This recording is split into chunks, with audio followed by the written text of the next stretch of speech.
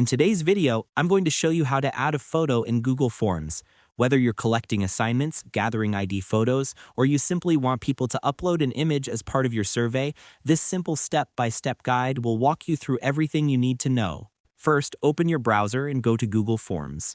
Make sure you're signed in with the account where you want to create the form. Once you're inside, choose an existing form or start a brand new one. I'm using a new form for this example so you can follow along easily. Now look at your question block. Click on the drop-down that usually says multiple choice. From the list of available question types, select File Upload. When you click on it, Google Forms will warn you that responses will be collected in your Google Drive. Go ahead and click Continue so the upload field can be created. Make sure to follow along carefully so you don't miss any details. Next, you'll see several customization options for the upload field. This is where you can control what type of files people are allowed to upload. Click on File Types and choose Images if you want users to upload photos only. You can also set the maximum number of files, limit the file size, and decide whether the question is required.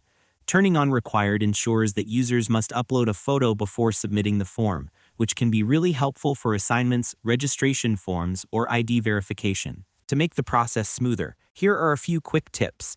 Keep your file size limit realistic so people don't run into upload errors, and keep your instructions clear so users know exactly what kind of photo you expect.